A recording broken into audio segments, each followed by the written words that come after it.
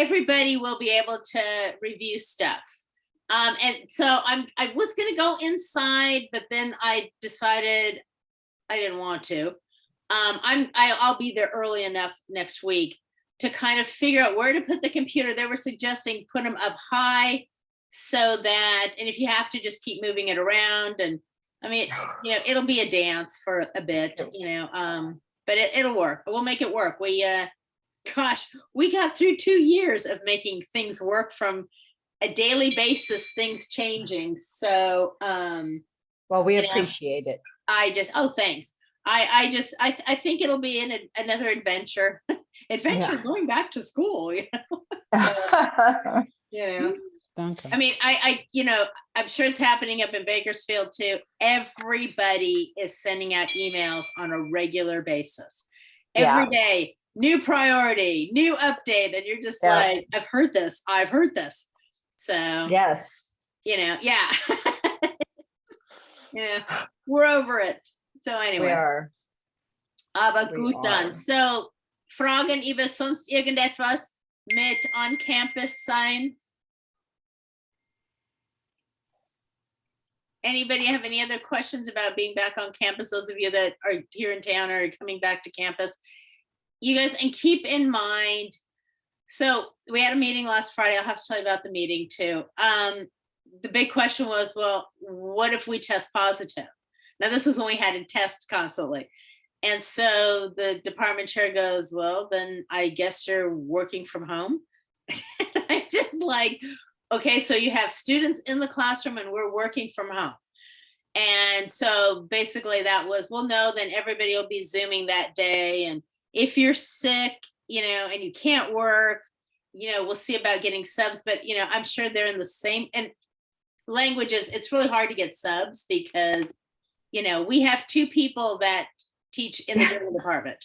I have a friend at UCSB, but he's working. So it's not like he could just jump in. Oh yeah, sure. I'm doing nothing. So that's kind of tough. So, I mean, my goal is to stay okay so that, that isn't going to happen because this back and forth, but it also goes for you guys. If you test positive or you're exposed and you feel that, maybe I shouldn't go to class, you can always stay home and Zoom. That's nothing, that is an option we have now because of Zoom. So, I say take advantage of it. I mean, if you're sick, by all means, take care of yourself. Don't worry about it. You'll have stuff, online that you just look up on Canvas and you'll be fine. You can read through everything, but, take care of yourselves. I know people are still getting sick. So, but not super sick. I mean, everybody's kind of getting like the flu. So, I mean, I've known a lot of people now that got sick and said it was nothing. So I was like, well, that's good to hear. Yeah. So, but I mean, you don't have to force yourself to come. If you're not feeling well, stay home. We can Zoom. You'll be part of the Zoom group. So, don't hesitate. Don't worry about it. It'll be good. We're missing quite a few people that normally come, and I'm hoping they're not on campus. So yeah, that'll be a problem. Jonathan, Frage. Okay, Mike, I'm curious if we're going to talk about the test results, questions, or anything that was commonly missed. I don't know if I'd like to know how to interpret my test results. And I don't mean that in terms of grades, but like, what do I need to work on? Are patterns emerging? Sure, we can do that at the end. We'll go through it. Later, I try to, do the corrections in the comments. It will be easier now that everybody is in person taking the test, and I'll have a paper test to write on that makes it easier.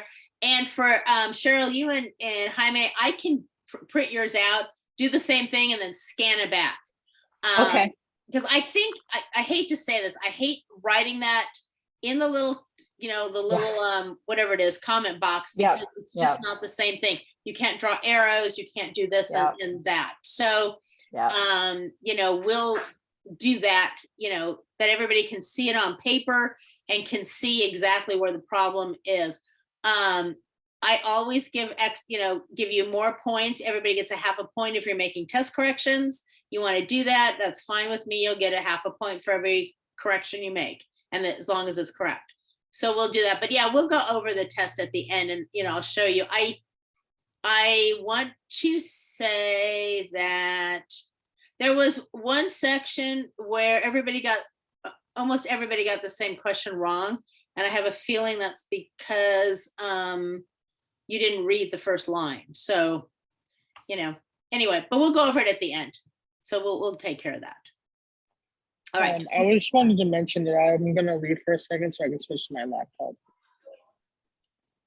Ja, keinen Problem. Oops. Bin schon am Ende hier. Okay, so. Sonst alles gut, etwas Neues. Sonst etwas Neues. Probleme, Schwierigkeiten, nie bei irgendetwas. Any other problems that are bothering people? Yes, sorry about that. Bitte. I still have you even sent me an email on it, but I still have a hard time with reverting the sentence to a different structure. I guess it's the way that normal Germans speak. The thing is that we American want to say it the opposite way. But you had an assignment that was out there, and I don't know which one it is. I have to look on the Was page. it the one with having to start with a different element than the subject, and you were confused about sentence structure, or? Yeah, the sentence. Okay.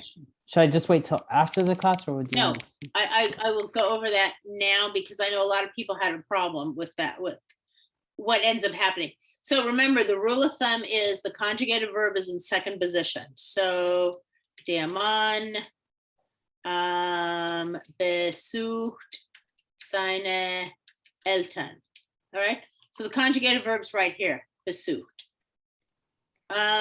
So let's say we're gonna say der Mann besucht seine Eltern morgen. Okay, here's a time element. So he's going to visit his parents tomorrow.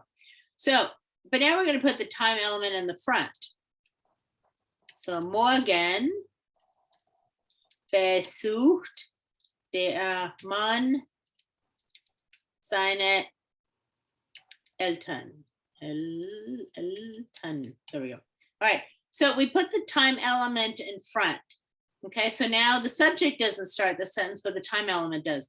The conjugated verb is still in second position, and now the subject follows the conjugated verb instead of preceding it. Okay, Okay. that's what's happening with this. I'm sorry. But What those are is it that's options? following? The subject, der Mann. Subject. Because der Mann is the one that is doing the visiting, so he's the subject, like he is up here. Der Mann besucht seine Eltern, der Mann besucht seine Eltern morgen. Morgen besucht der Mann seine Eltern. Okay. Okay, so all that's happening when we're putting a time element here in front, the conjugated verb is still in second position, but now it's followed by the subject, not preceding the verb. Okay. Okay. Yes. So what's the difference between the second and the third sentence? What's the difference? This one starts with a time element. Here you're Are they starting both with, correct, or what do you mean, are they both correct? because it's This one- essentially Go ahead. it's essentially the same like sentence, but I mean different. I'm just not too sure what the difference is. Well, the difference is the time element is in front. We're emphasizing morgen besucht der Mann seine Eltern. So tomorrow he's visiting his parents. We're here. Der Mann besucht seine Eltern morgen. You know, the tomorrow is kind of the afterthought. But you could say it Here- either way, really, right? Right. It's saying the same Oh, thing. okay. He's visiting his parents tomorrow. But Okay, usually, so the both thing- are acceptable, or? yeah, both are fine. But if you're instructed on a test to start a sentence with the time element, you need to do that just so that you are aware that the word order changes. Which one Okay? would sound, You're not gonna say morgen besucht der Mann seine Eltern. You can't do that. If you're starting it with the time element, der Mann has to follow the conjugated verb. which one would a tourist sound more like to use than a, A lot of it just depends. When you're starting something in the front, it's the first thing that people see. So you're emphasizing this. In this sentence, morgen is important. The speaker wants the audience to know that tomorrow he's visiting his parents. Okay. You could start this sentence with this. Seine Eltern besucht der Mann morgen. You can say this. We know this is that he's still the one visiting them because the verb is conjugated to der Mann, not to seine Eltern.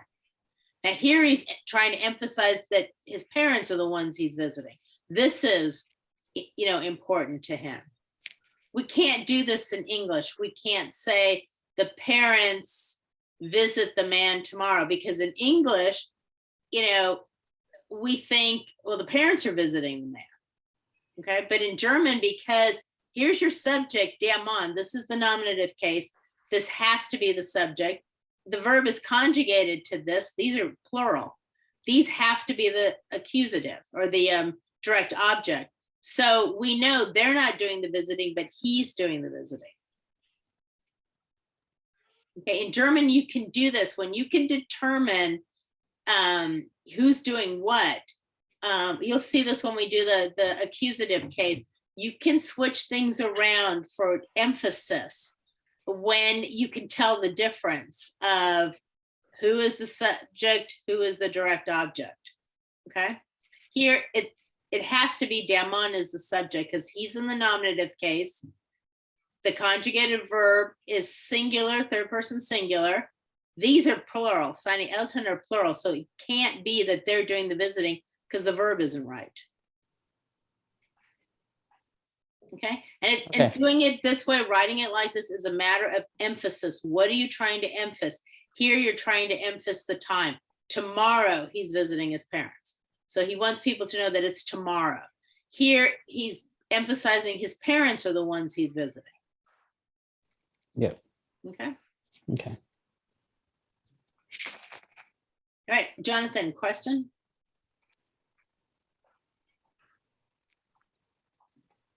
Well, that was a question that was related to an issue I believe that I had on the test. I don't know if you recall. Sorry, that came out insulting. I don't mean it like that. I just mean like you have a lot of students. Do I remember? Yes, I know that some people had some trouble with the word structure or the sentence structure with this. So when I was switching the sentence parts around, Mhm. I was like, okay, but this doesn't sound right. So what I should do is basically rewrite the entire sentence. So it makes it's the where the nouns go, the parents, the man, tomorrow, where those go is different, but it's the same message. Correct. The message I- is the same. Right. And I don't know how well I accomplished that given my grade, but Okay, well, we'll go over Depends it. on any And yeah, I mean, you guys all have access to your grade, to your tests, and then you'll be able to see what you did. We'll go through the test, so. yeah. All right, so does that help a little bit? I know it's a little difficult because we don't do it in English and because you're thinking in English. There is nothing wrong with doing that. Your primary language is English. So when you write something in a foreign language, you're always translating it from English.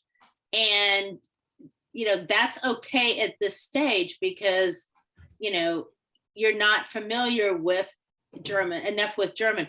But as you become more familiar with the rules of German and German sentence structure and so on, it'll get easier.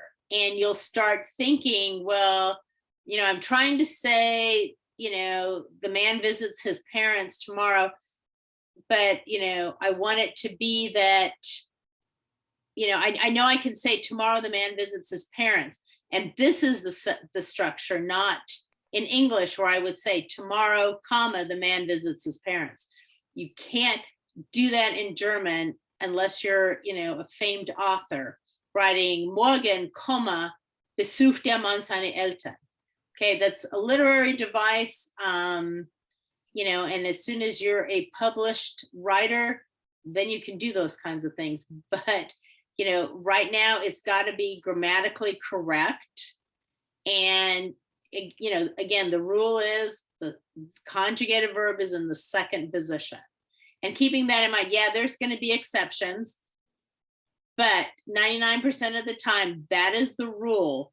The conjugated verb has to be in the second position. And when we start using helping verbs, where the conjugated verb is here, and then there's an infinitive that gets thrown all the way to the end of the sentence. But everything is always about the conjugated verb. Got it. Okay? Got it. Good. All right, so kind of leads into what I wanted to talk about anyway. So we're going to really make sure that we understand what the nominative case is in German. Okay, it's the same in English, but in German, there's designations. The der, die, and das take different forms to designate different cases.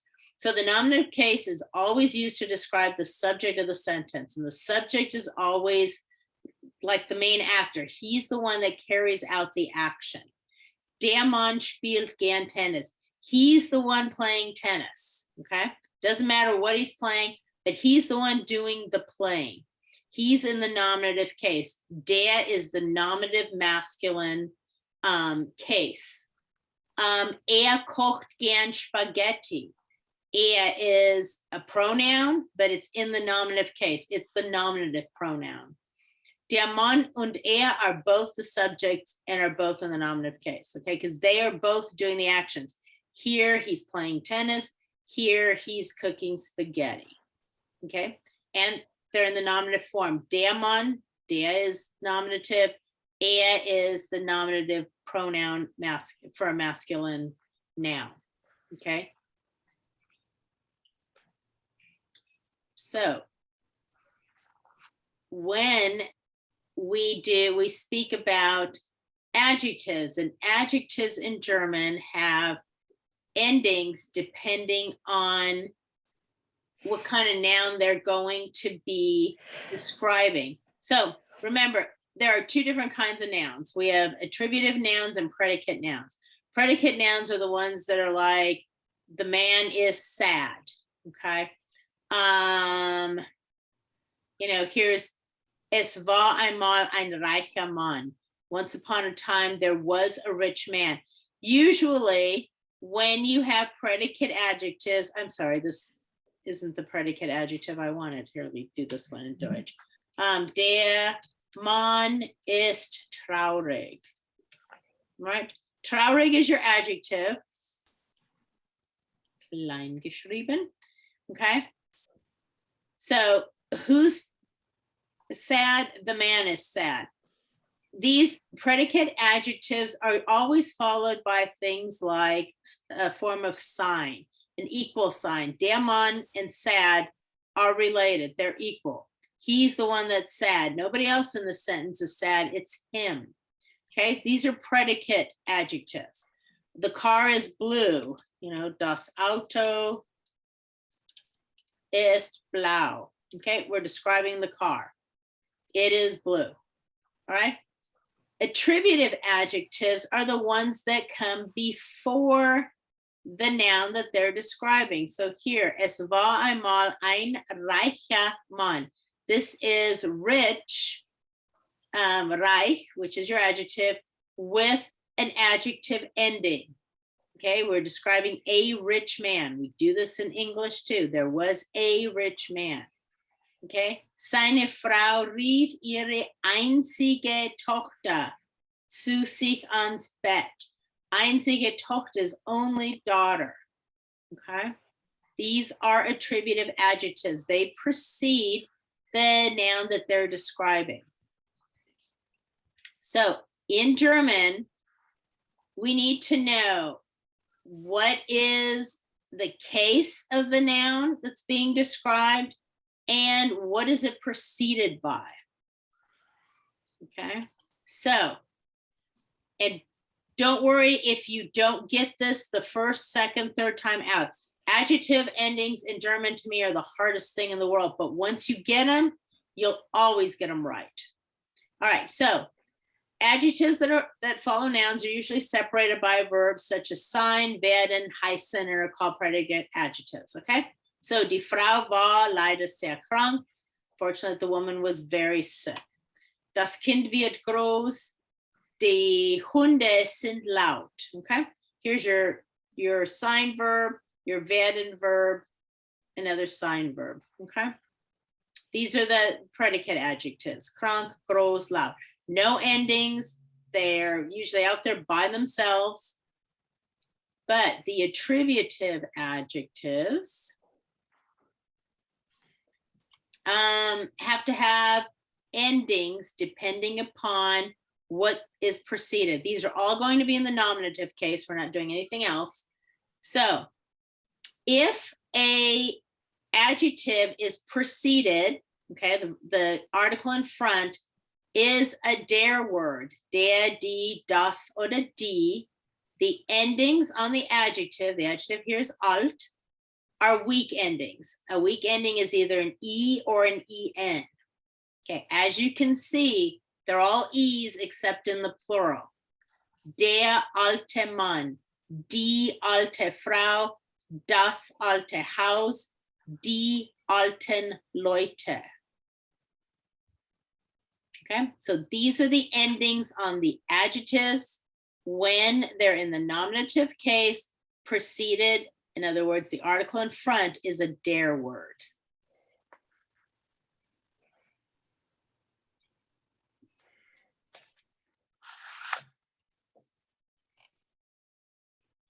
All right, when they're preceded by an ein word, there's mixed endings.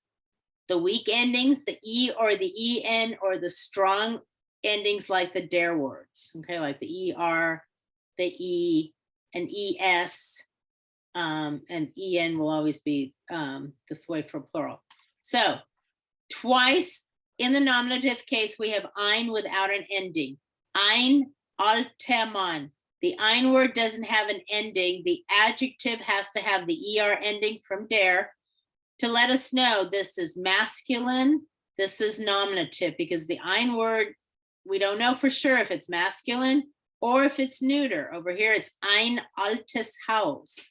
Okay, again, strong ending, the das ending, it's an ES instead of an AS, but still it's the das ending because the ein word doesn't have an ending.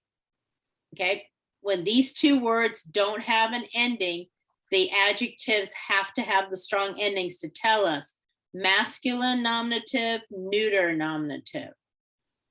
Eine alte Frau, here's a weak ending because the eine has an ending, it has an E. We know this is feminine neuter.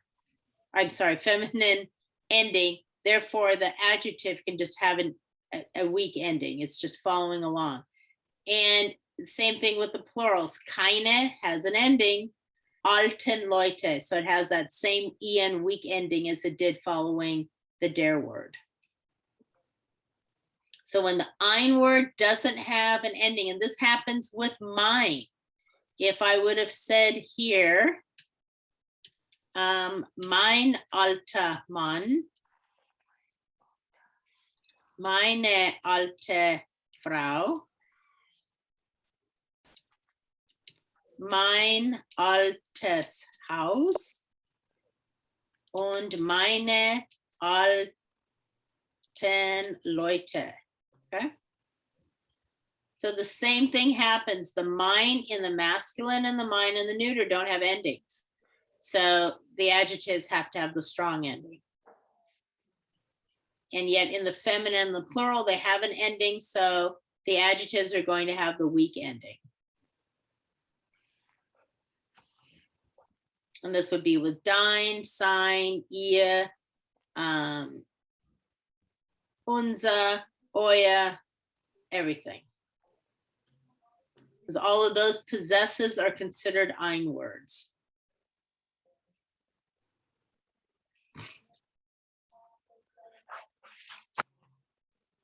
All right. Then if they're unpreceded, meaning there's nothing in front of them, the adjectives are going to take the strong der endings. Alter Mann, alte Frau, altes Haus, alte Leute. Großer Mann, große Frau, großes Haus, große Leute, große Häuser, große Männer, und so weiter. Okay. So this is as if, you know, there's nothing in front. You see this a lot with, you know, wir kaufen,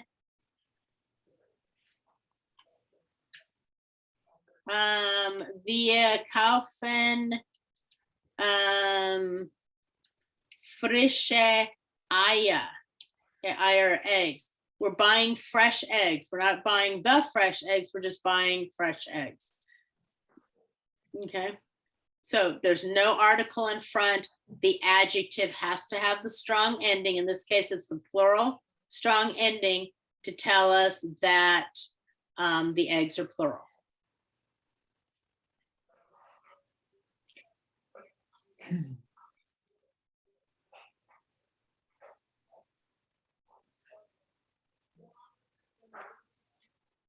That's tough.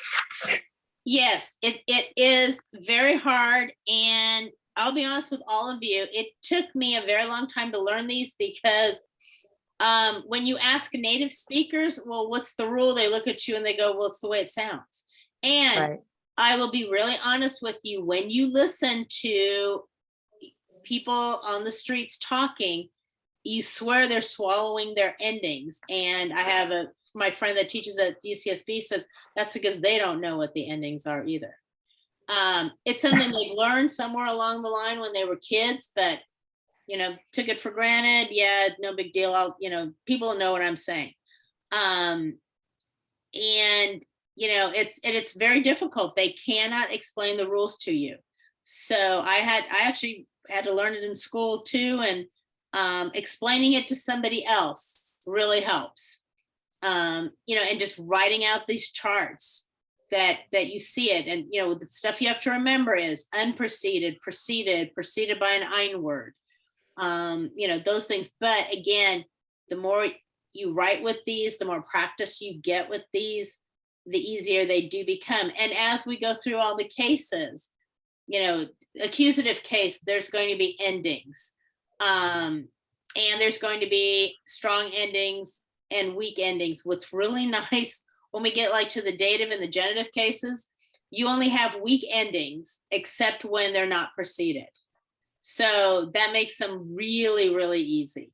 So nominative and accusative are the ones you just have to, you know, learn and keep straight. And accusative, the only ones that really change are the masculine ones. So, but, you know, once you get them, it's like, oh, this is a cinch, you know, I can do this. So it's not, and, you know, this book is nice because they break it down. We do the nominative case, we do the adjectives. A previous book I used in a book we're looking at, they try to dump them all at the end, all together. And I think it's really hard. I think they're easier to learn as you learn each case. You learn the adjective endings for that case too. Instead of trying to figure them all out at the end, going like, oh my gosh, where am I at? What am I talking about? So, you know, it's just easier to break them down by cases. Okay. So another thing, and we just got through talking about the conjugated verb is always in second position. Here's the first exception to that rule, and they're yes/no questions. So, ich sage, dass das Verb immer in zweiter Stelle sein muss. So I've always said the verb has to be in second position. Well, here's an exception. So these questions, the answer is always going to be yes or no. There's no explanation, nothing. Because remember, when we question words, the conjugated verb was in the second position. So here, spielt Michael Fußball? In a yes/no question, the conjugated verb starts the sentence. Conjugated verb, subject of the sentence, everything else. So, spielt Michael Fußball? Ja, spielt Fußball, oder nein, spielt nicht Fußball. Yes or no, there's nothing else in there. Kommt der Professor aus Berlin? Ja, kommt aus Berlin. Kochen die neuen Studenten gern? Nein, sie kochen nicht gern. All right, the answer is back in normal word order, but the question starts with the conjugated verb, and it can only be a yes or a no answer.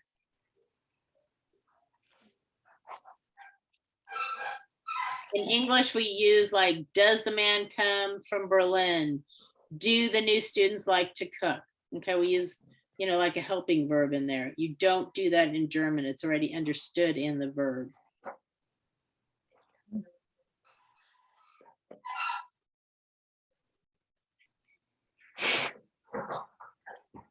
All right. So etwas bisschen einfacher, something a little easier. Die Uhrzeit, telling time in German. Wie spät ist es? Wie viel Uhr ist es? Right? Es ist 17 Uhr, es ist 18 Uhr, es ist 3 Uhr, und so weiter. There's no AM or PM, so they use the 24-hour clock. In conversation, we don't necessarily need to use the 24-hour clock. You can. But usually you do things like, es ist 5 Uhr abends, 5 o'clock in the afternoon. Okay, so that would be 17 Uhr. Es ist 6:30 abends. Okay, it's 7 in, actually it's 6:30. We'll have to talk about the half hours. It's actually 6:30 in the evening. The half hour is always the half before the full hour. So 6:30 is the half before 7, which makes it 6:30. So 6:30 is half of 7. Man kann es ist 6:30 Uhr sagen, anstatt 6:30. You can say es ist 6:30 Uhr. You can say it's 6:30 instead of saying 6:30. But you need to be aware of this because this is how everybody speaks. Wir kommen 6:30 vorbei. So if you get that mixed up and you're ready at 7:30, you're going to be an hour late because they're going to be there at 6:30. Okay. The 24-hour clock is used everywhere. The train stations, the plane, when flights are leaving at the airport, doctors' offices. If you make an appointment, they will say, Ihr Termin ist 2:30 Uhr. If they tell you that, it's 2:30 in the morning. They would tell you, es ist 14:30 Uhr. Okay, 14:30, meaning 2 o'clock in the afternoon. Okay, so 24-hour clock because there is no AM or PM. Viertel nach, quarter after, es ist Viertel nach 6, quarter after 6, Viertel is a quarter. 6:45, es ist Viertel vor 7, quarter to 7, or quarter before 7. 4:20 Uhr, es ist 20 nach 4, 20 after 4. We do this in English. It's 4:20, it's 20 after 4. We do this. It's 6:45, it's 7:15. Okay, it's not that much different than in English. Okay, something you will hear in Southern Germany for a time like 6:25. Es ist 6:55. It's 5 before the 6:30. Okay. And you will hear this kind of thing. I don't know why Southern Germans like to do this, but they do. 5:35 or 4:35. Es ist 5:05. So it's 5 after the half before 5. Okay. Of course, you can always say es ist 4:35. Okay. 4:35. Never wrong to do that. If you're unsure, you can always spell it out like we do in English. It's 4:35. 4:35. 6:25. 6:25. And then there's, no confusion there. But you will hear Do this. you have to say the ur? I'm sorry? Do you have to say like the ur? The Uhr you do have to Oh, say, yeah. Es ist Okay. 4 Uhr, so that they know you're talking about time.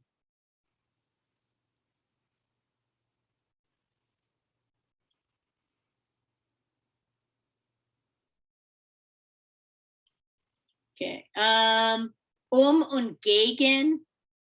For at this time, gegen around this time. So, you say something, wir kommen 5 Uhr, we're coming at 5 o'clock. Wir kommen gegen 5 Uhr, we're coming around 5 o'clock. Remember, in Germany, there's no such thing as being fashionably late. Okay, that's not acceptable.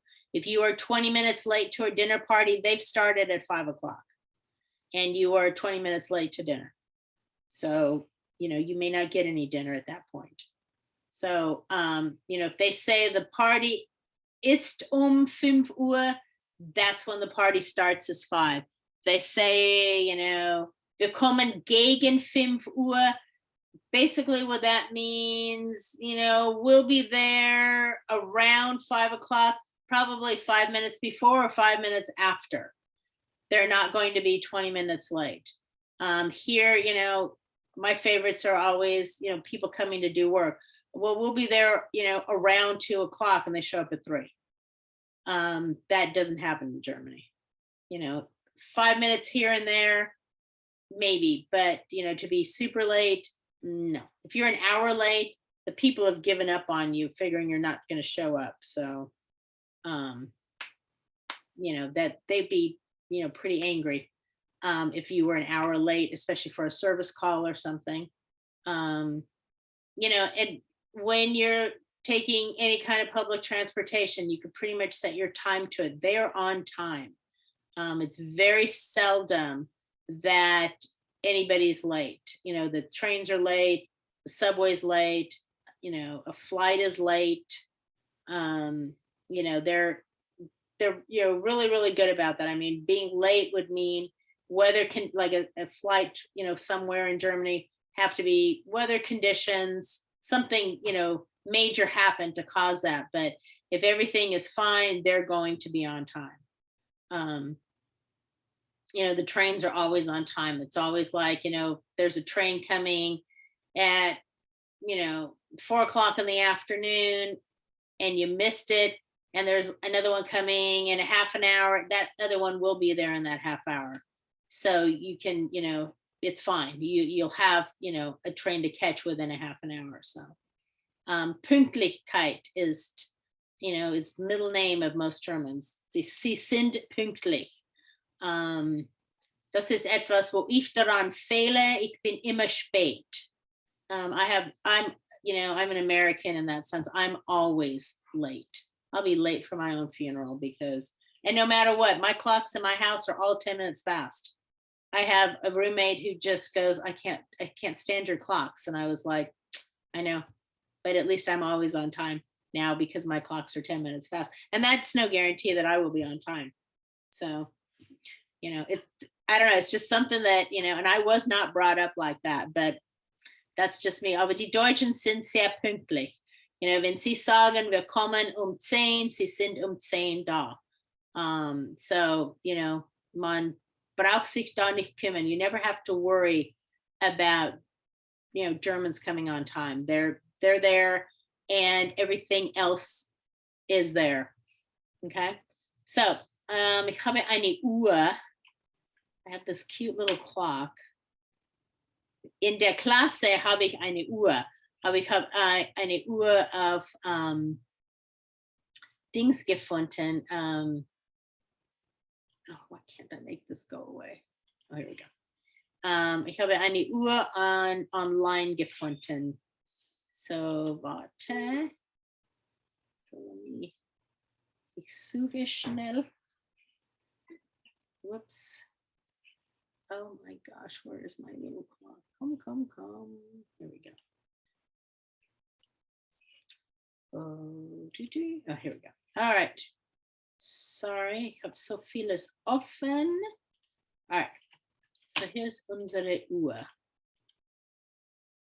So, wie spät ist es auf die Uhr? Wie spät ist es? What time is it? Jonathan. 6 Uhr. Es ist 6 Uhr. Ist es 6 Uhr abends oder 6 Uhr morgens? Hm.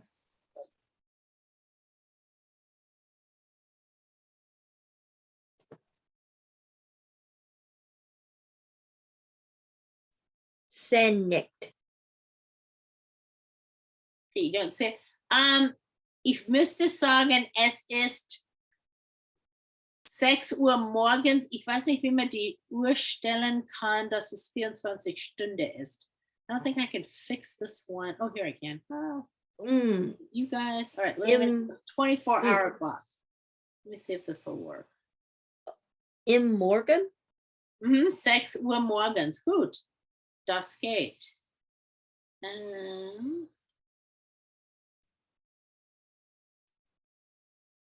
Nein, es lasst mich nicht. It won't let me change it to a 24-hour clock. Sorry. All right. Well, we'll take this thing off. So, wie spät ist es jetzt?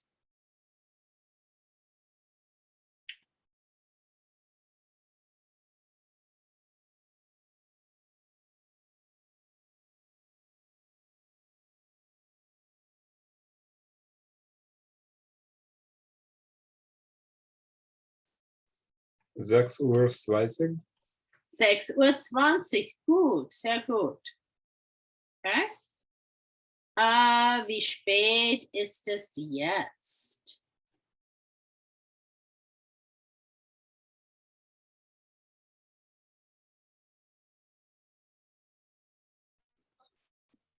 Sechs Uhr 45.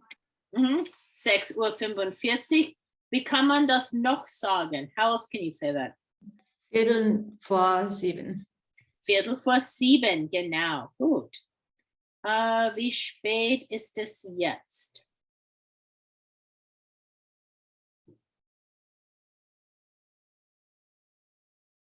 Zehn Minuten bis 7. 10 Minuten bis 7, okay, oder 10 Minuten vor 7, sehr gut.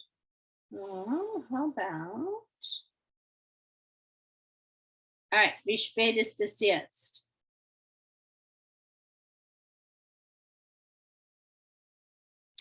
Halb 8. 7:30. Good. Okay, it's the half before the hour. So the hour One thing- will be 8, and it's the half before. The Yeah, I two- was curious. Yeah, because it's always, every time you refer to half, it's, you don't say like half past. It's always half 4. They just don't use Before. past. Right. Why is that? I'm just, Yeah. Hier sagen we say half past because it's half past this 7. hour, but they're working on the following The next hour. one. So, all right. Wie spät? Let's see.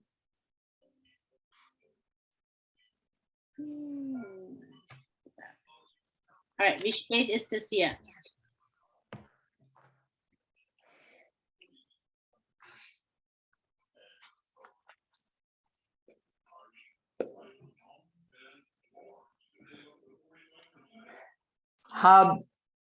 Es ist halb zwölf.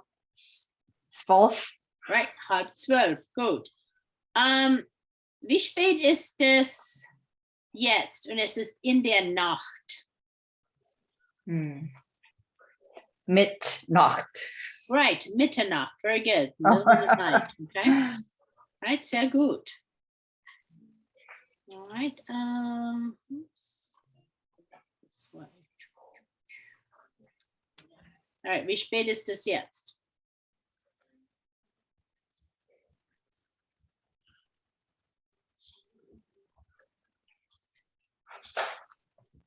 Viertel vor 1. Viertel vor 1 oder Viertel nach 1? Na, Viertel After. nach 1. Right, quarter after. Gut. What was that word? Viertel what? Viertel nach. NACH, after. Oh, okay. All right, good. Machen wir noch ein paar. Let's do this one. Wie spät ist es jetzt?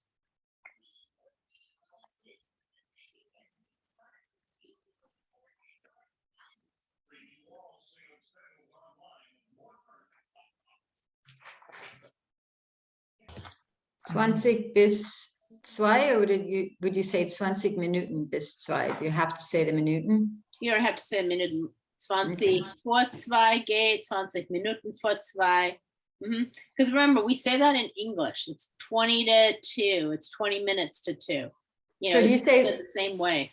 Yeah, do you say vor, or can you say bis? Is that, I don't know why I always remember Meistens hearing ist bis. es ist besser zu sagen 20 vor 2. It's 20 Okay. before 2. Okay. Okay. And how do you spell before? 20. VOR. VOR. 20 vor. Gut. Wie spät ist es jetzt?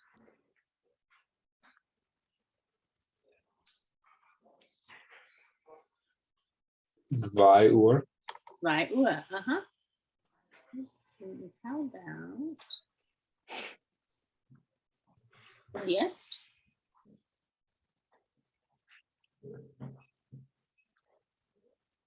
Fünf nach 3. 5 nach 3. Very good. All right, sehr, sehr gut. Dann gehen wir wieder zurück. Let's go back.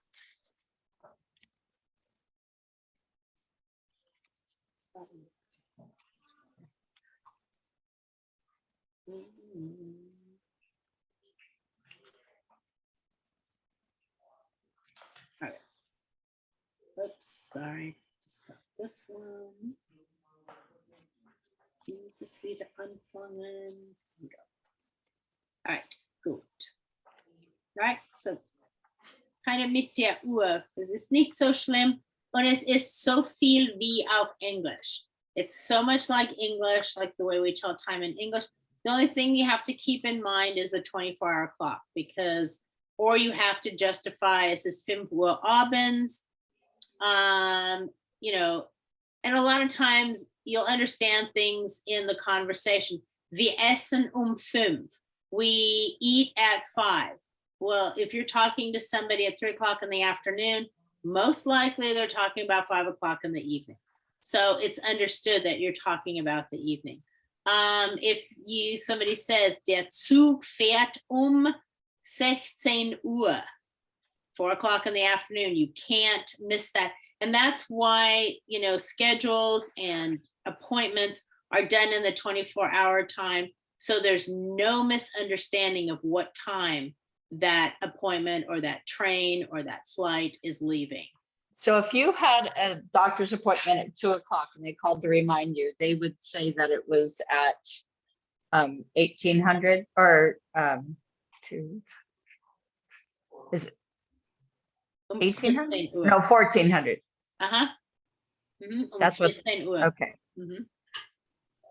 Okay. All right. Okay. All right. So Harold spricht über seinen Studium. So Harold's going to talk about his studies when he was studying. But der Kapitel ist ja über den Studium und wie viel Uhr gibt es Klassen und so weiter.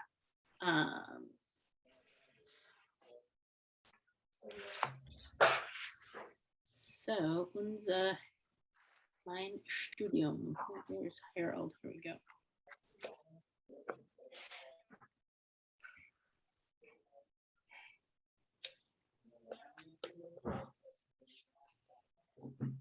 Right, so. Was findest du interessant? Was finde ich interessant? Das Leben, Studenten, das Unileben, Bücher, Literatur, Musik. Mhm. Was hast du studiert? Ich habe Germanistik und deutsche wie amerikanische Geschichte studiert und auch Film. Mhm. Welcher ist der beste deutsche Film? Jede für sich und Gott gegen alle von Werner Herzog. Mhm. Warst du ein guter Student? Ich hoffe. Ich war ein ewiger Student. Ich war Student für viele, ein professioneller Student. Ja. Und wie alt warst du, als du promoviert hast? Mein Gott, das war so Ende der 30er Jahre. Mhm. Ende der 30er Jahre. Ja. Hast du immer sorgfältige Notizen gemacht? Ich habe versucht, gute Notizen zu machen und immer in die Klasse zu gehen. Das war mir sehr wichtig. Ich war nicht der beste Student, aber ich habe nie gefehlt. Ich war immer in der Klasse. Mhm. Warst du gerne in der Uni-Bibliothek? Ja, wegen den vielen hübschen Mädchen. Mhm. Was war das Beste am Studentenleben? Ich glaube, die Zeiten, wann man aufstehen muss oder soll oder darf oder kann und wie lange man aufbleibt. Ja. Dieses wirkliche Studentenleben. Klar. Alright, so ein bisschen besprechen, was sagt. So Harold ist jetzt ein Professor und der Interviewer fragt, was findest du interessant? So, das Leben, Studenten am Unileben, Bücher, Literatur und Musik. So he's asking him, what are you interested in, in basically in school, and he's talking about, the student life, the students, the, university life, books, literature, and music. Was hast du studiert? So what did he major in? Or, what was he, thinking about majoring? Weil ich weiß nicht, ob das alles, ein Diplom auf alles hat. I don't know who this man is. And they've never said if, what his degrees are in, but ich habe Germanistik, so, German, everything about German studiert, die Deutsche und Deutsche wie amerikanische Geschichte. So the German versions of American history or American stories, und auch Film. And he also studied film.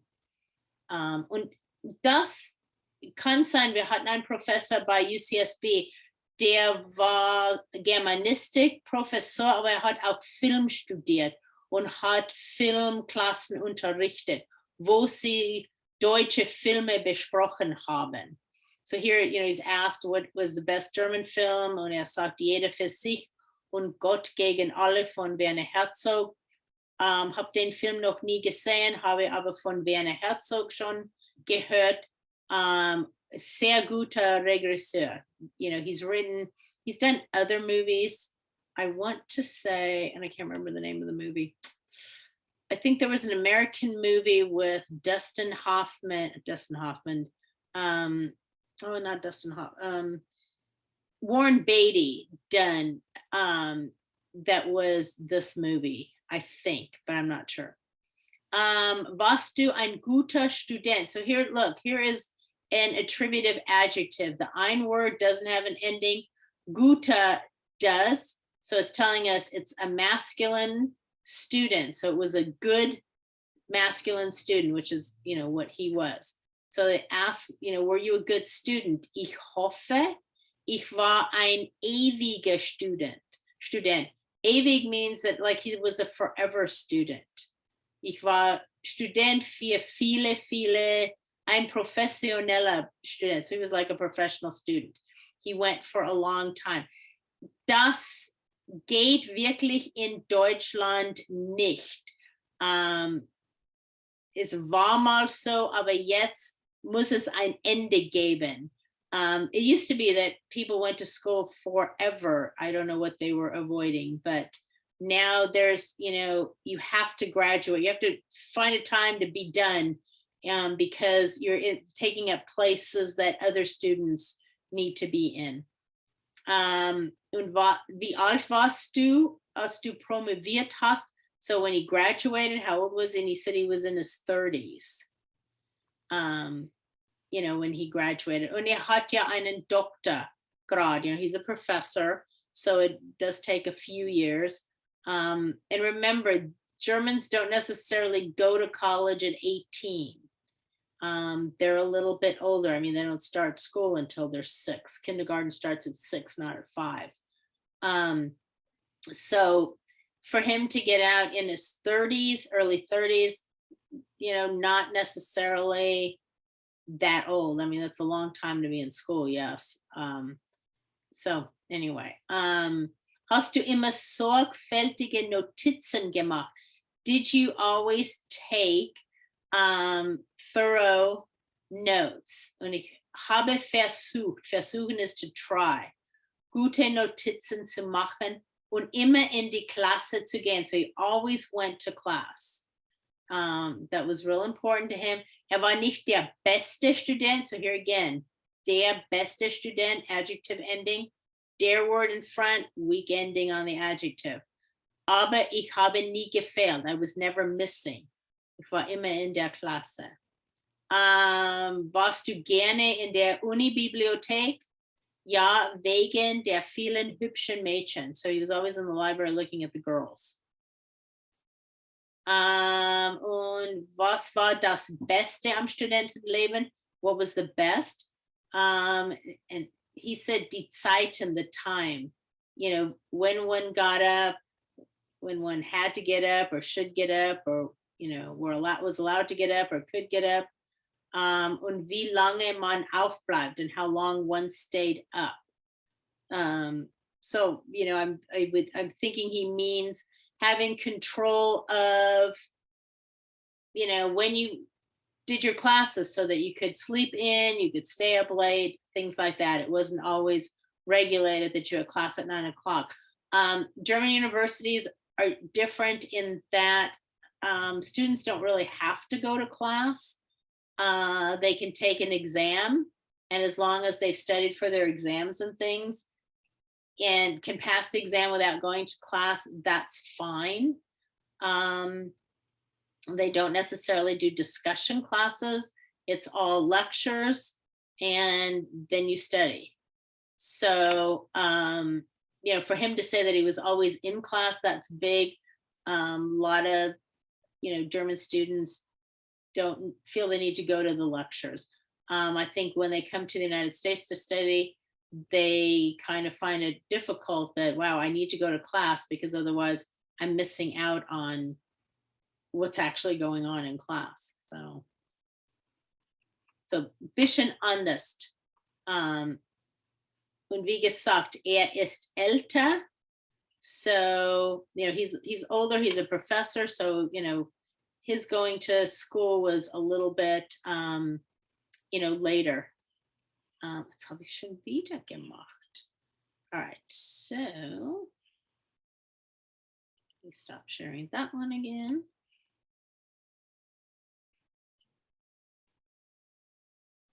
Dann wieder da zurück. So, das war Harold. Ich finde Harold immer interessant. All right, so Ihr Studium. Was studiert ihr? Und welche Zeiten studiert ihr? So, lass mir hier finden.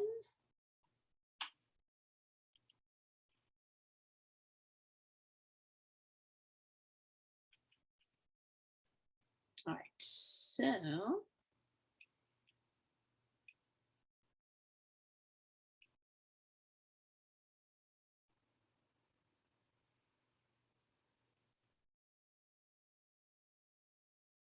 All right, so ihr Studium. So let me share that. All right, so was ist bei euch am wichtigsten am Unileben? So what's important for you in university or college life? Jonathan, Frage. What I wanted to comment on about the classes is, I mean, that might explain the behavior of, I had 2 German roommates, Mhm. and they were, and you know, they could not clean, they weren't the worst roommates I've ever had, but they were up there in the Dummkopf department.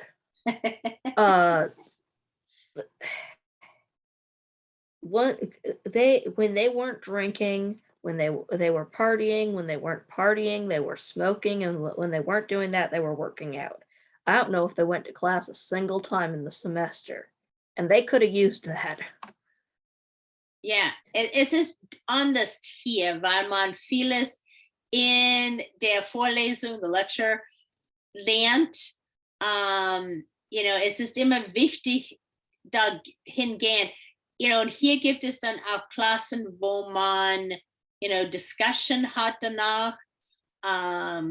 You know, Wiederholung von was der Professor sagte. Das gibt es nicht so in Deutschland, aber die Studenten kommen zusammen und wiederherrschen, was gesagt ist und diskutieren. You know, students do, you know, will meet themselves for discussion about a class, you know, and talk about their opinions of what was said and so on. You know, because That might have been part of it. They were business majors. yeah, so, you know, I think that, you know, here I think our structure is different. Und ich glaube, das ist der Grund, dass viele Ausländer kommen. Es ist in einer Hinsicht besser. Es ist mehr Struktur. Und ich glaube, dass Studenten da mehr davon bekommen. I personally think the university and college is set up better here. There's more structure in the sense of you go to lecture, you go to a discussion and talk about the lecture. And, you know, it may not be with the professor, but, you know, it's in a smaller setting. You know, most lectures, there's not a lot of, you know, opportunity to ask questions because you've got these huge lecture halls. And, you know, if the professor spends the whole time just answering questions, they're never going to get through the lecture. But you can do that in the discussion classes and then get additional help and additional opinions. And, you know, I like that. You know, ich denke, dass das für viele Studenten besser ist, auch für Studenten vom Ausland. They like that because, you know, they feel that they, you know, have things they can talk about. And professors, you know, want students to share opinions and ideas and things like that. So, all right. So, was ist am wichtigsten am Unileben? Das Studium, Lernen, mein Deutschkurs, Partys, meine Freunde, die Wohngemeinschaft. Wohngemeinschaft here is like shared housing. Das gibt's hier nicht bei City College, aber Studenten wohnen zusammen. I mean, there's plenty of students that do live together. I know we don't have dorms at City College, aber ich glaube, über der Straße gibt es Wohnungen, wo City College Studenten wohnen.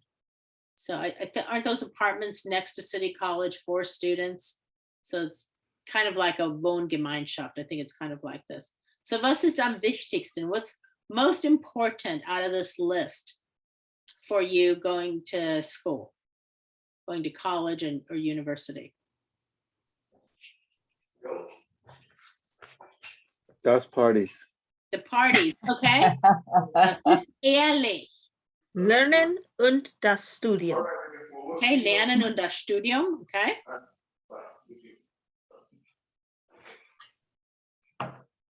Okay, Ein so Deutschkurs. ein Deutschkurs, okay? Ist das für alles so, dass man Studium, Lernen und Partys, dass das wichtig ist? Das kann man ja alle drei zusammen haben, right? You could do all three of these, have them be important, you know, ein Balance machen. You can kind of get a balance. Right, wir haben schon gefragt, was jeder studiert. Wie lange dauert Ihr Studium?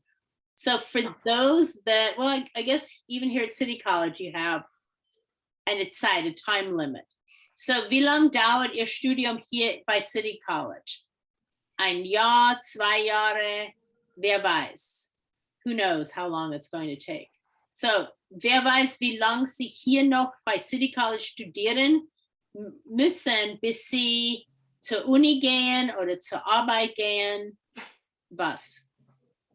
So how much longer do you have here at the college before you can either transfer to a university or get a certificate to go to a job? Was? Ein Jahr, 2 Jahre, 3 Jahre, wie lange noch? Jonathan, ich weiß, du hast nur noch diesen Semester, oder? Ein Semester. Ein Semester noch, ja. And then I graduate with my bachelor's degree. Oh, okay, okay. Ja, das stimmt. Du nimmst jetzt nur Deutsch hier, aber du bist schon an der Uni. You're already taking classes at the university, so, or you're almost done at the university. Okay, good. Cameron, But wie here's lange? the only place that offers German. Right. So Cameron, wie lange dauert Ihr Studium noch? How much longer are you here at City College?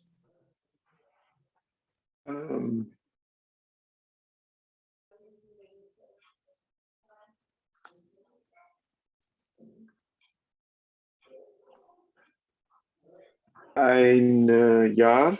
Ein Jahr? Okay, gut. Markus, wie lange bist du noch hier bei City College? Noch ein Jahr. Auch noch ein Jahr, gut. Giselle, wie lange sind Sie noch hier? Ein Jahr. Noch ein Jahr, okay. Aiden, wie lange studieren Sie noch bei City College? I'm sorry, I ran to the bathroom real quick, but I just heard my name called. Where are we? Nummer 3, wie lange dauert Ihr Studium? So how much longer do you have to study here at City College?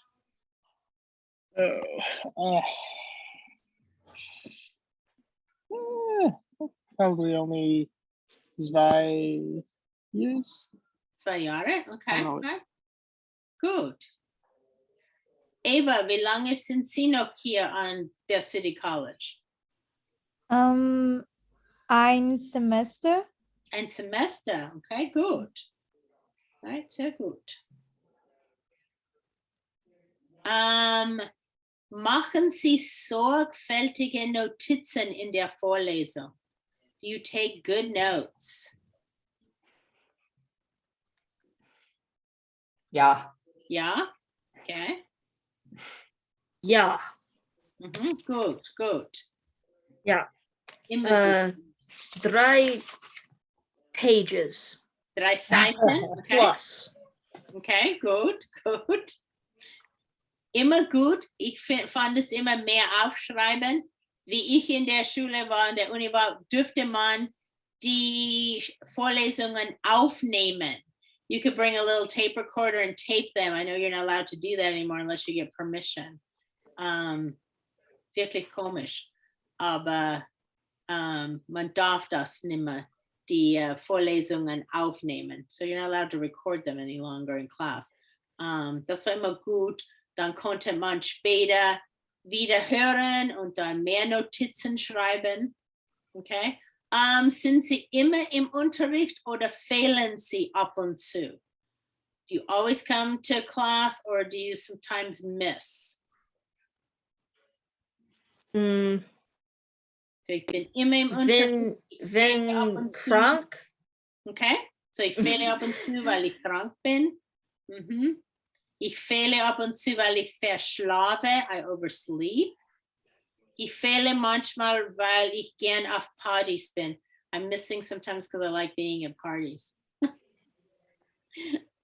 How do you say I try? Ich probiere. Sehr gut. I try. Das ist gut. Ich kenne, dass viele Studenten arbeiten. Und dann ist es manchmal schwierig, right? A lot of students have to work. And that makes it difficult to come to class. I know that some employers don't care that you're going to school. You know, und viele arbeiten, viele Studenten bei City College arbeiten, das wissen wir. You know, we're very aware of many students. I'm surprised at how many students work full time and go to school full time. Wirklich, das hätte ich nicht machen können. I would never been able to do that, work full time and go to school full time. Das ist, you know, ich finde das sehr gut, wenn Studenten das machen können. Und ich weiß, es ist teuer hier und man muss arbeiten. Yeah, I know lots of students have to work in order to afford to live here, so es ist schwierig. Gehen Sie in die Bibliothek.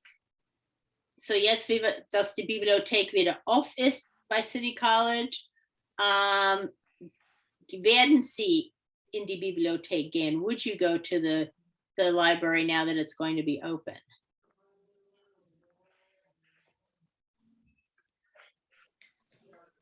Public Bibliothek, ja.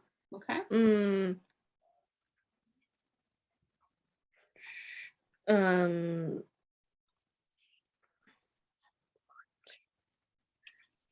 School Bibliothek nicht. Okay, so die College Bibliothek nicht so oft. Es ist eine schöne Bibliothek. Wer war schon mal in der Bibliothek? Ihr seid, ich glaube, viele sind neu hier. Most of you are pretty new, so you probably never stepped foot in this library, have you? Because if you only have like a year to go and you did a year last year, so it's hard.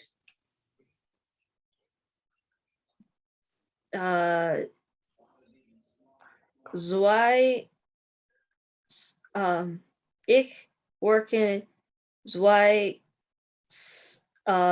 Sommer. I worked 2 summers there. Okay, so du hast 2 Sommer in der Bibliothek gearbeitet. Ja. Wann stehen Sie auf? Essen Sie zu Mittag? Gehen Sie ins Bett? Okay, so wann stehen Sie auf jeden Tag? Dass Sie zur College oder auch zur Arbeit kommen. So aufstehen is to get up in the mornings. So wie viel Uhr? 7 Uhr, 5 Uhr, 10 Uhr. Wann stehen Sie auf? 5 Uhr. 5 Uhr, okay?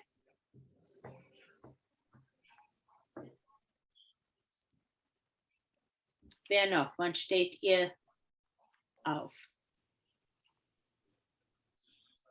Eva, wann stehst du auf? It's depend, but 9 Uhr or 10 Uhr. Okay, so 9 oder 10 Uhr. Okay. Markus, wann stehst du auf?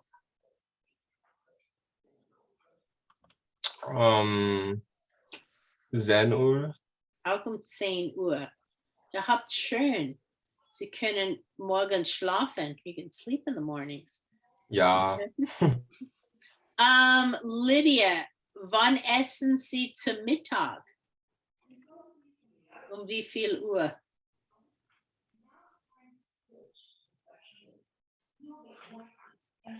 Wie viel Uhr Mittag? Ich esse, wenn ich esse. Ich habe keine Zeit, dass ich immer Mittagessen. Okay. So keine bestimmte Zeit.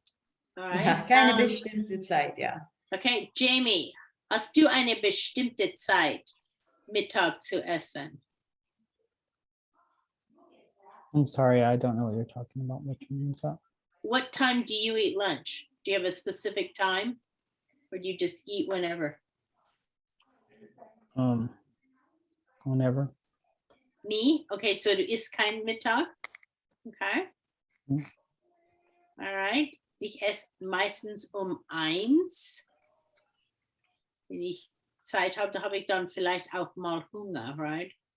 Wann gehen Sie ins Bett? Um wie viel Uhr gehen Sie ins Bett? Is that when you go to bed? Aha.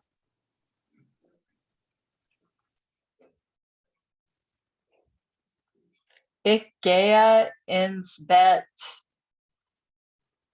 um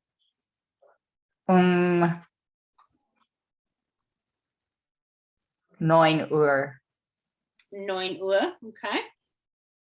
Lydia, wann gehst du ins Bett? Wann ich sage Mitternacht. Mitternacht, okay. Jonathan, wann gehst du ins Bett?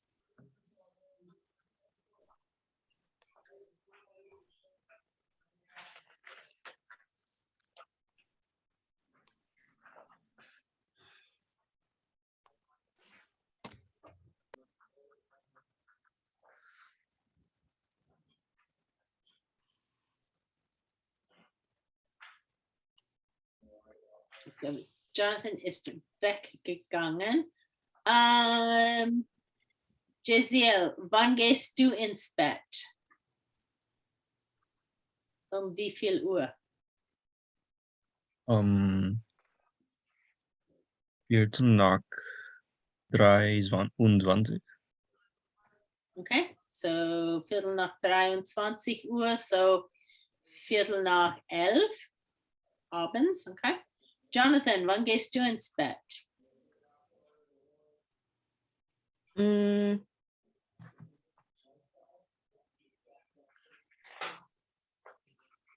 I forget the word for sometimes, sometimes, or it depends.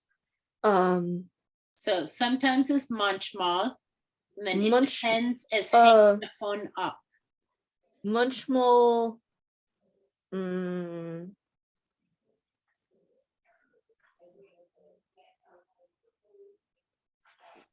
manchmal, 10:30. Um 10:30, okay. Manchmal, later. Später, okay. Später. Okay, gut. Cheryl, wann gehst du ins Bett? 9. 9, okay, gut. Sehr gut. Okay.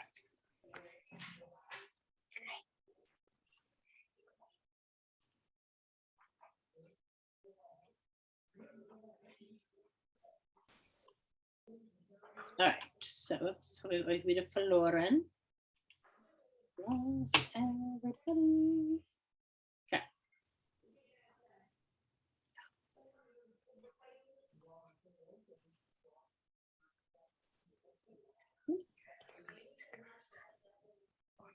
All right, so wie viel Uhr habt ihr Unterricht? So what time are your classes? So erst einfach, wie viel Uhr hat man Deutsch? So wie viel Uhr hat man Deutschunterricht?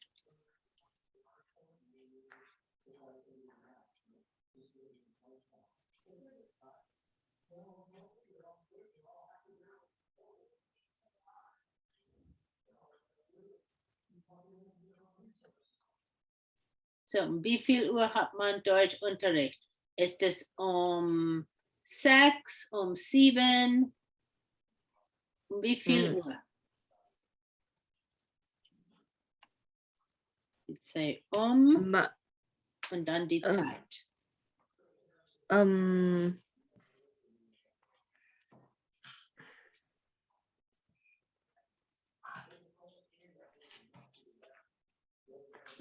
Drei,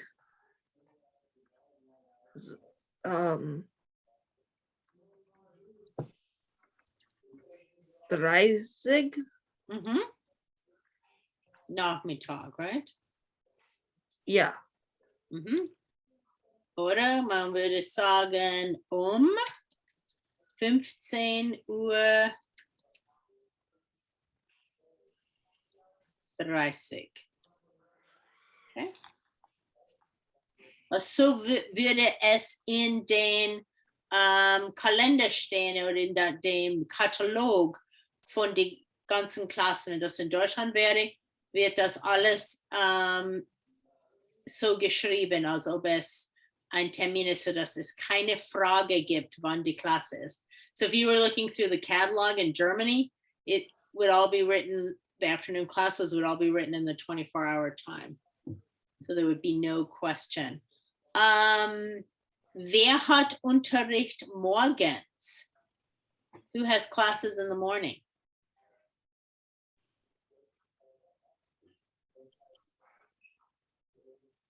Okay. Giselle hat Klassen morgens. Wie viel Uhr?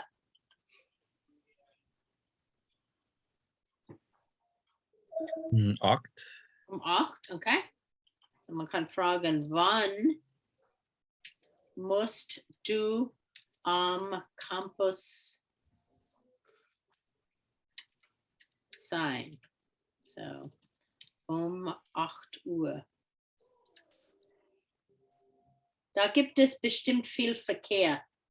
I'll give you a heads up, you'll probably be very busy because you've also got people that are there all day, working all day, coming in at 8 o'clock. So be prepared to be there earlier than 8 to check in and everything.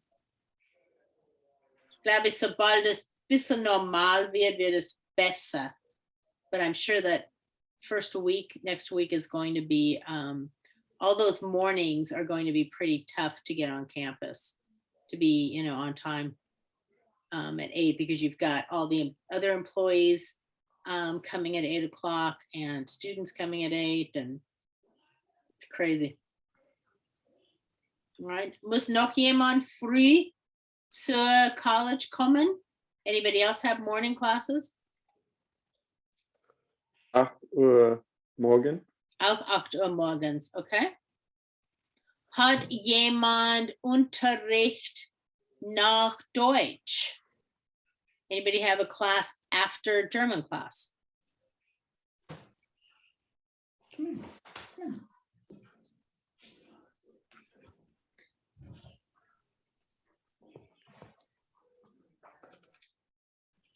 Nein. Nicht so spät, okay.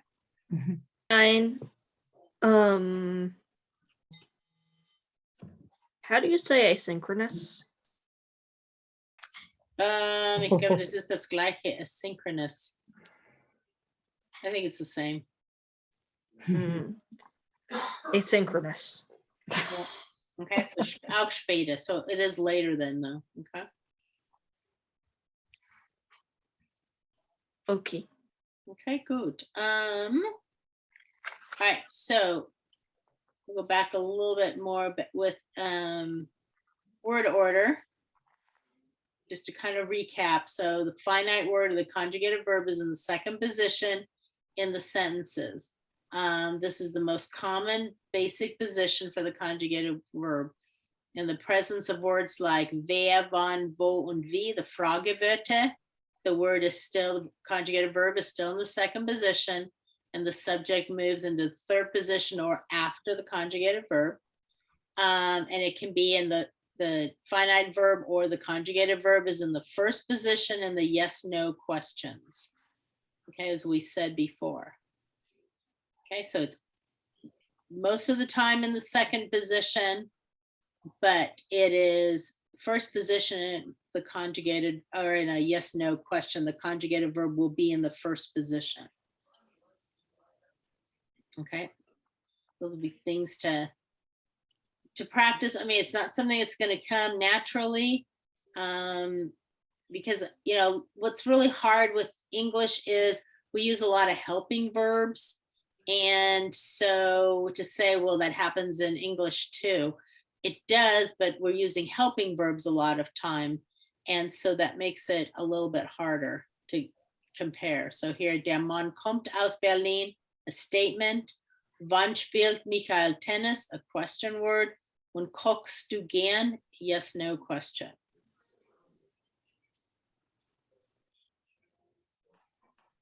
All right, das Wort mögen.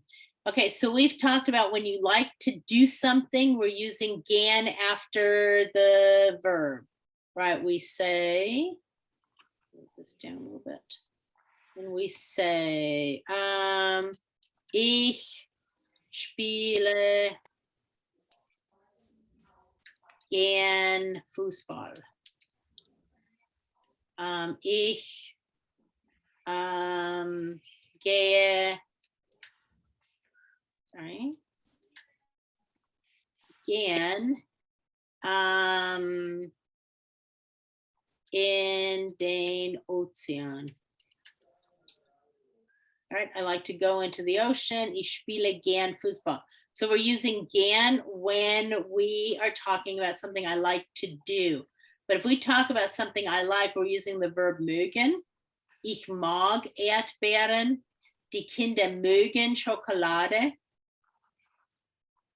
Okay, so that this just means to like something, not to do something, but to like something. So it's going to be followed by a noun. So ich, and again, this is a very irregular verb, obviously. So ich mag, du magst, mag, sie mag, es mag, wir mögen, ihr mögt, sie mögen, and then the formal you, sie mögen. Okay, so this is that you like something. And gern after the conjugated verb, to like to do something.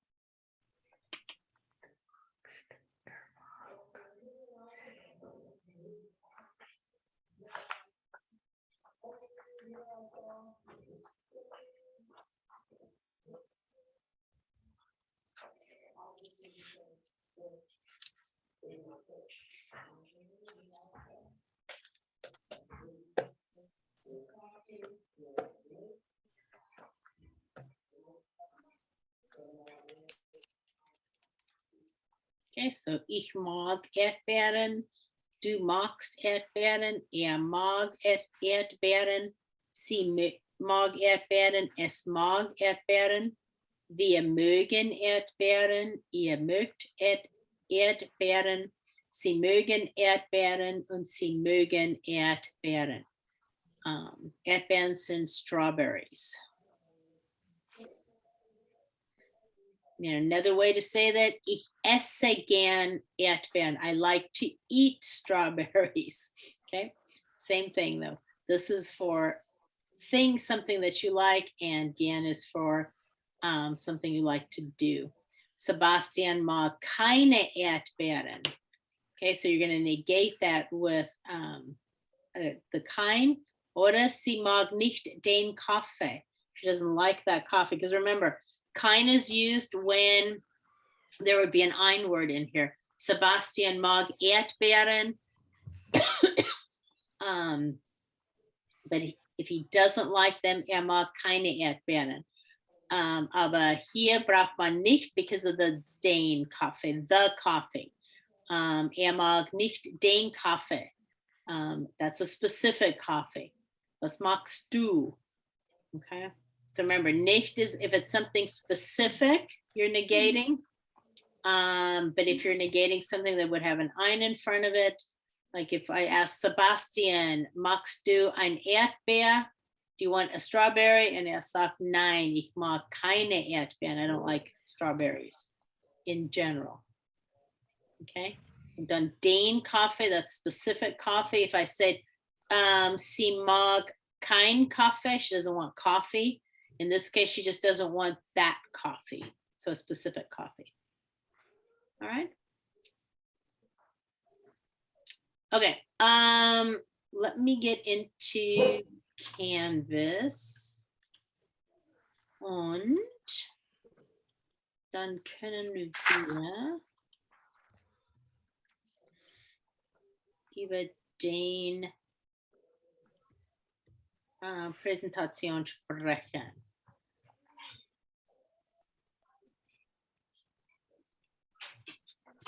All right, so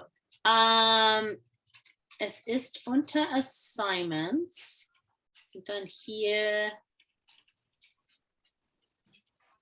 langsam.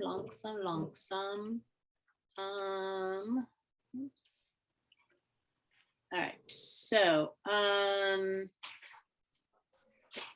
under the presentation, so you will do a cultural research project on anything of interest to you, but it must be related to a German-speaking country.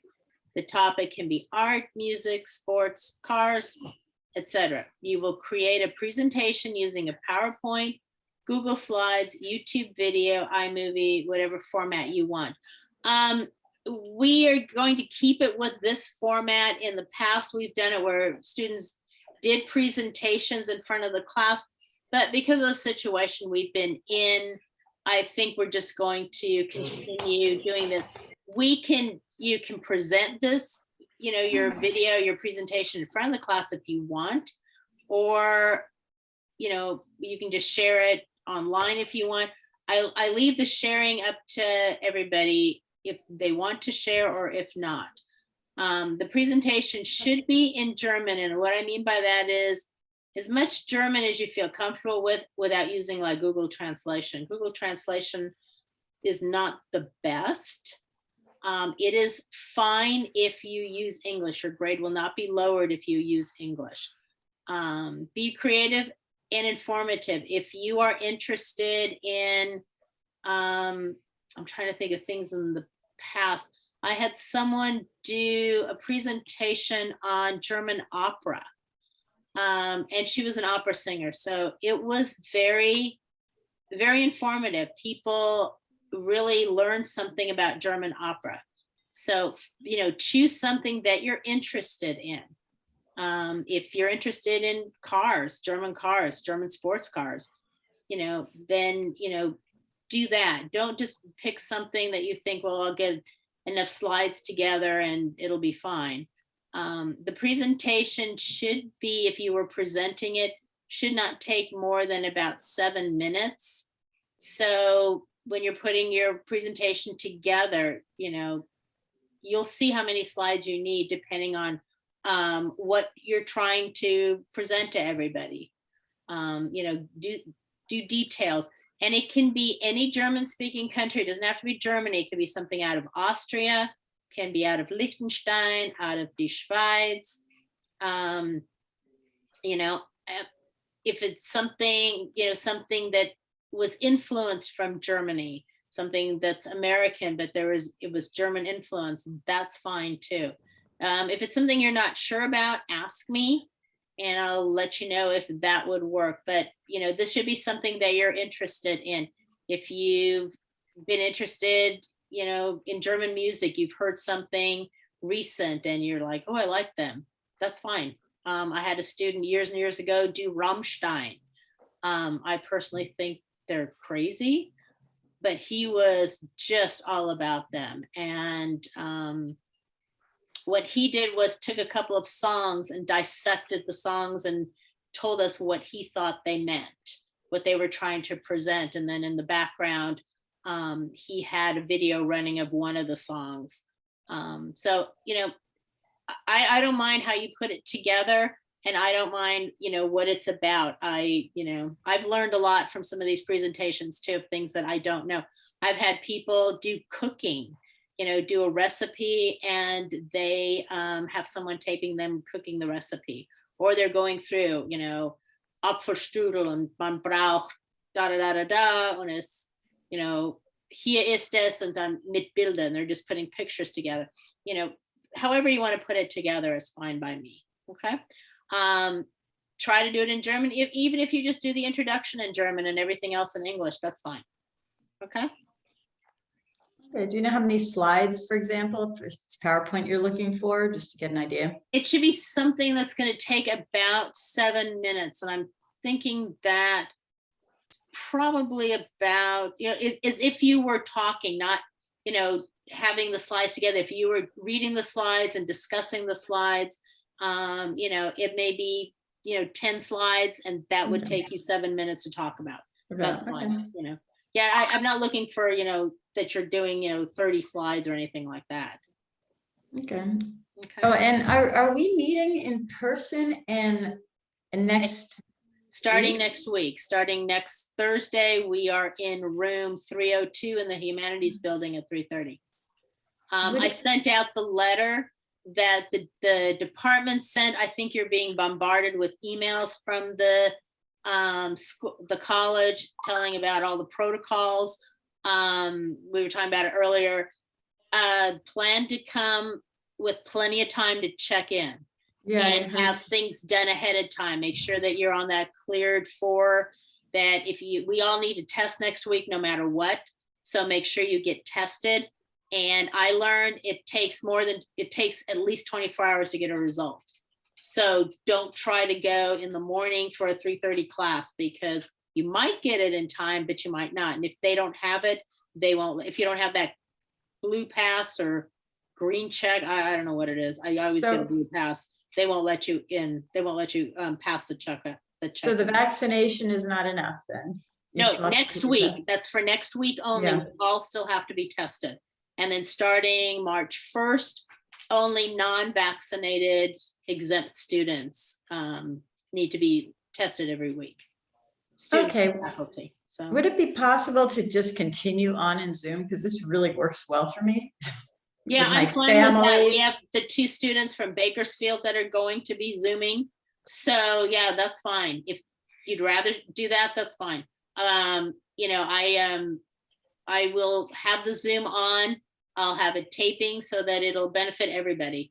You guys will have a PowerPoint for later on to go back over and listen to the Zoom. But yeah, if that works for you, that's fine. I'm not forcing anyone to come back. I don't think the college, that wasn't their intention.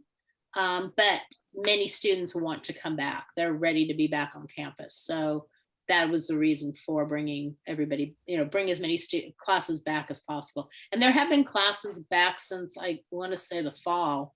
Some classes that just needed to be back on campus anyway, so. Yeah, I mean, it makes sense for the college kids. I mean, I'm just an adult taking a course for my, own enrichment. It's not, Yeah, no, that's fine. I like I said, it doesn't bother me if, and the other side that we were talking about that earlier too, if you get sick or you feel that you've been exposed and you don't feel like it's a good idea to come to class, you can always Zoom. I mean, our big question was, well, what happens if that happens to one of the teachers? Well, you can Zoom from home. And I said, and what, the students are all going to be there? They're going to be at home Zooming too, because they can't, how are they going to set it up in class when the teacher's gone? So, that was, we'll see what happens. I mean, if things keep moving in the right direction, hopefully by the fall, everything will be back to whatever the new normal is. But you just don't know what's going to happen. So, things are looking good, but we've had that before. So we'll, kind of play it by ear. But yeah, if you want to continue Zooming, that's fine.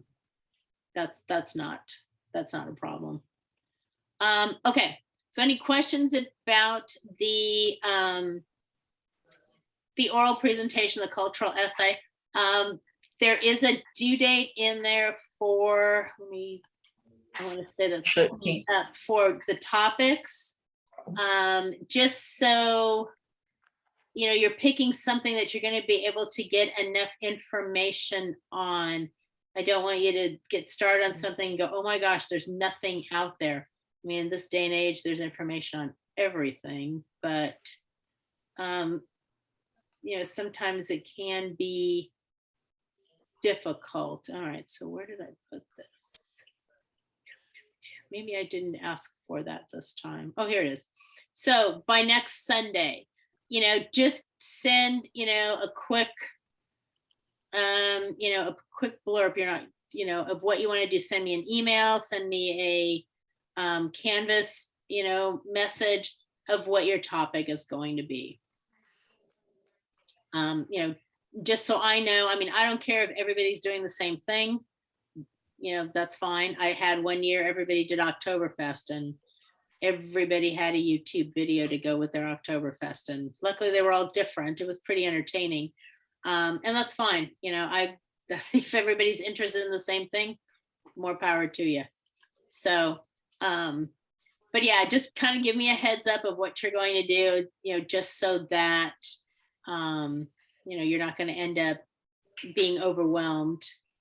All right, and then let's go through the test, because I know people had some questions. So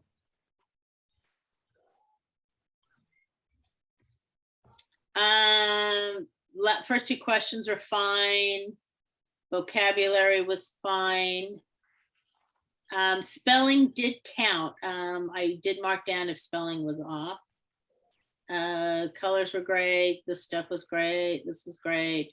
The question words, I think the one that, this one, Nummer 4, Bob, studierst du Biologie? Ich finde es interessant. The only word that worked in there to answer that, to get that answer was warum. Warum studierst du Biologie? Why do you study biology? I find it interesting. Nothing else would have worked, you know, to make this make sense. Well, you could say, how do you study it if you're just shocked that somebody enjoys studying biology? Wie studierst du Biologie? Ich finde es interessant. How do you do that? Not a problem. Maybe. Okay, I don't know. I read it as to get that answer though. okay. I read it slightly differently, so my apologies on that. I thought he it was well, that speaks to my being Californian, and Californian college grammar is something else. Because I figured it was, you study biology, I find it interesting. Yeah, I understand what you're saying. Yeah. Yeah, but I see how it is correct here. Sorry. Yeah, and to get that, you could say, du studierst Biologie, like, but that also comes across with a different connotation when you say to somebody, du studierst Biologie, you're studying biology, indicating how could somebody like you study biology? And it becomes a more derogatory statement. Pronouns, remember, the pronoun has to match the gender of the noun. It's grammatical gender, not natural gender. Das Buch is S. Die Vorlesung is C. Johannes, everybody got that right. That was means John in German, so that's a man. Der Winter ist auch er. Der Winter, masculine. I know it's an it to us, but the word itself is masculine. Und dann meine Bücher are C. Everybody got that too. They are here. My books are here. Okay. Sign. This was actually really good. Most students I've had in the past really had a hard time with this. Guten Tag. Ich bin Katrin Müger. Sind Sie Frau Nagler? You have the C in here. You have to use the sind, the formal U form of sign. Ja, und das sind Herr und Frau Ziegler. There's more than one person here. Aus Göttingen. Robert, wo seid ihr? Okay, had to conjugate to ihr. Wir sind im Garten. Und wo ist Mutti? Where's mom? Ich glaube, Sie und Frau Nagler sind im Haus. Again, they, she and Frau Nagler are in the house. Okay. These were good. I think everybody got the right verbs in there, but remember they had to be conjugated to the person. Aisha is a person. Studiert Aisha Psychologie oder Soziologie? Frau Franz, we're addressing her as Mrs.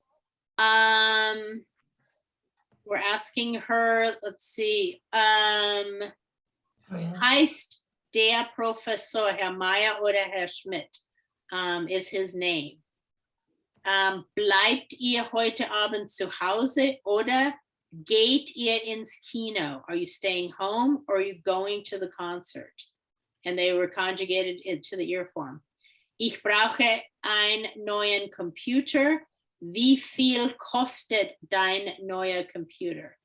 Okay, der singular computer, so kostet.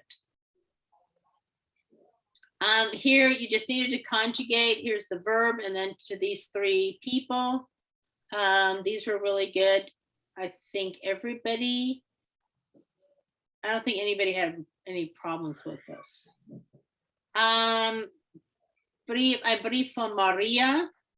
Ich heiße Maria Burg und ich komme aus Zürich. So, die Frage, Maria ist Schweizerin oder Deutsche? Is she Swiss or German? Schweizerin. Schweizerin. Zürich is in der Schweiz, nicht in Deutschland. Okay, I want to say that probably went half and half. Zurich is in Switzerland, not in Germany. She's studying in Germany. Sie sagt, aber ich wohne jetzt in Stuttgart. Das ist in Süddeutschland. She's in Stuttgart. That's in Germany. But Zurich is in Switzerland. So she is Schweizerin. And then everything else was good. And then studiert, and that was good. Everybody got that she studied in Süddeutschland.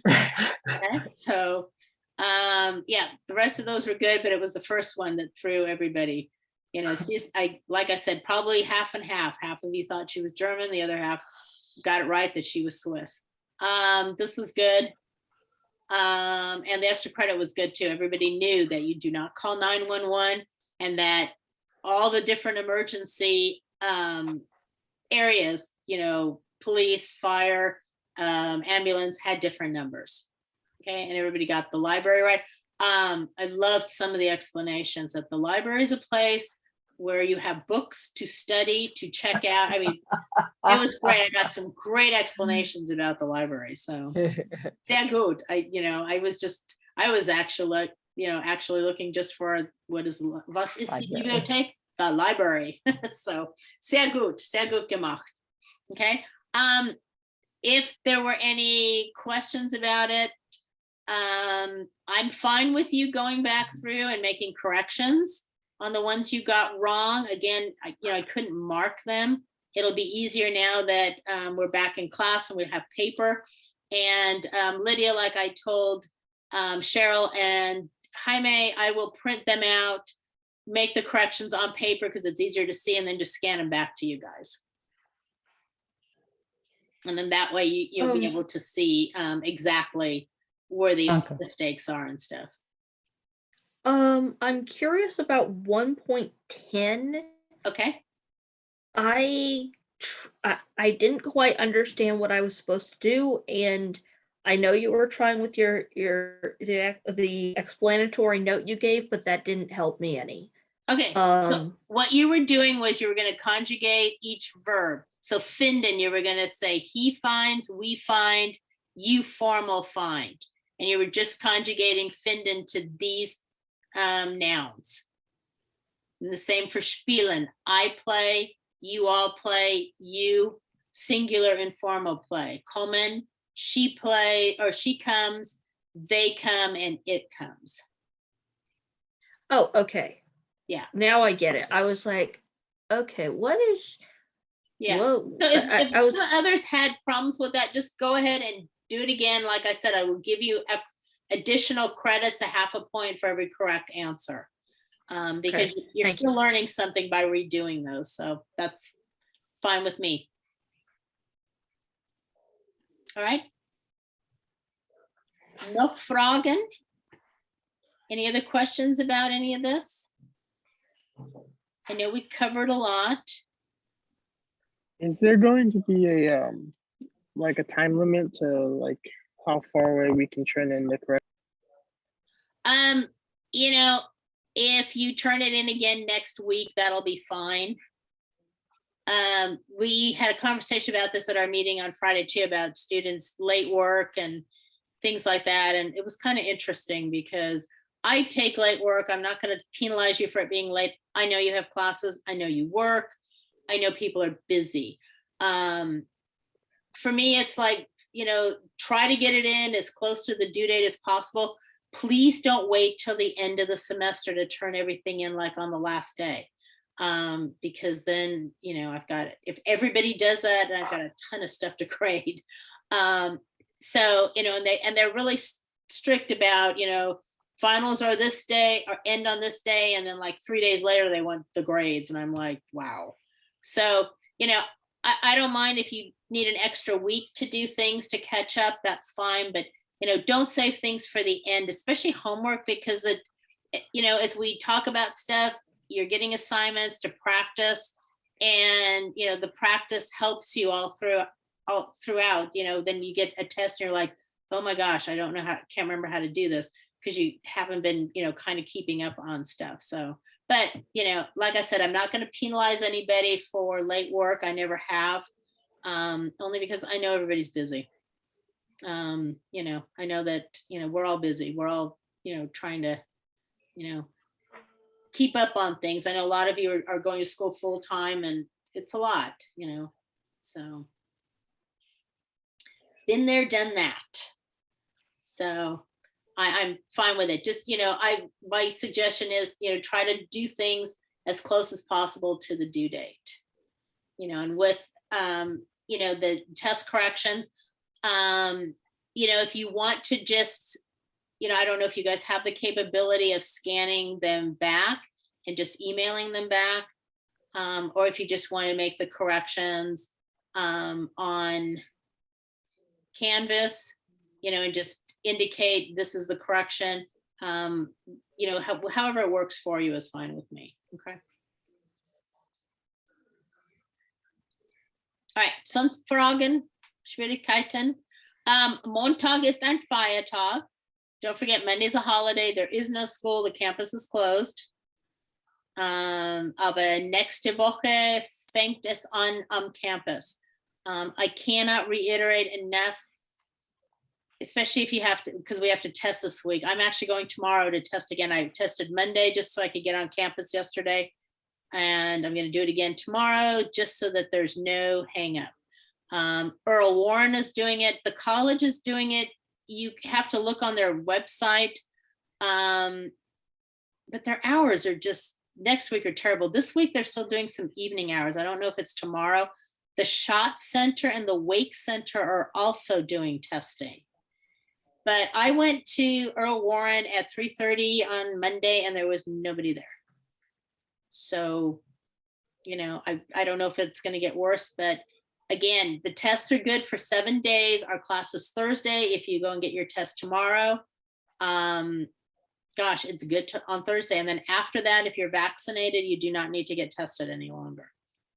So, you know, make it easy on yourself. Do whatever you can so that you're not, you know, at the last minute standing in line to get tested. That would drive me crazy, having to spend 2 hours standing in line for something that they make you do in your car. You have to test yourself basically. So. Right. I was curious. I thought at Earl Warren, because my daughter's a DP, and I thought they were only testing high school kids. Oh no, they're testing everybody that's in the Santa Barbara School District and City College. Oh, so you have to show an ID? But you have to show ID, yes. Make sure you have your ID and make sure you have your ID when you check in at the college. You'll need the cleared 4 on your phone, you'll need your student ID. And then on the cleared 4, if you're going to the college or to Earl Warren, they automatically upload it. The test. Oh, and the Question. thing I found too is make sure you check to see if your vaccination cards have been uploaded. If you've done it before, you've got to do it again, because on this new cleared 4, things didn't get passed over. The first one did, my first shot did, and the rest did not. Because I couldn't figure out why I wasn't getting the pass. Question. Mm-hmm. But So about my ID, my student ID doesn't have its new sticker on it. It never got that. And by the time I came back to sign up for this, the campus was closed, and they said, "Oh, you don't need a sticker." But isn't the sticker for just the buses? Yeah, but it shows that you're signed up for this semester. That you're enrolled. Oh, Jonathan, I go to a class that I need to be on campus for, and I don't have a sticker on my bus pass, but they've been able to scan it, and it hasn't been an issue for me. Okay. yeah, I think that when they scan them, that they, you know, they know that you're there. You'll get flagged if you're not enrolled, but I think it's just about being enrolled. I don't think it has anything to do with the sticker, because they scanned my student ID or my faculty ID. The guy took it and just scanned it. He didn't ask anything. We've got nothing on ours anyway, but they scan it and they've got a record of you somewhere. Believe me, it's all been digitalized. But I do need to warn you, make sure that you have the vaccine cards on there on that cleared 4, because it won't give you a pass if they're not on there. I was getting it because I was at home. We were all at home. And then this week, we get it every day, and it wouldn't give me a clear pass. And so I emailed and they said, okay, A, you haven't been tested and you only have 1 vaccine. You haven't had a booster. And I said, yes, I have.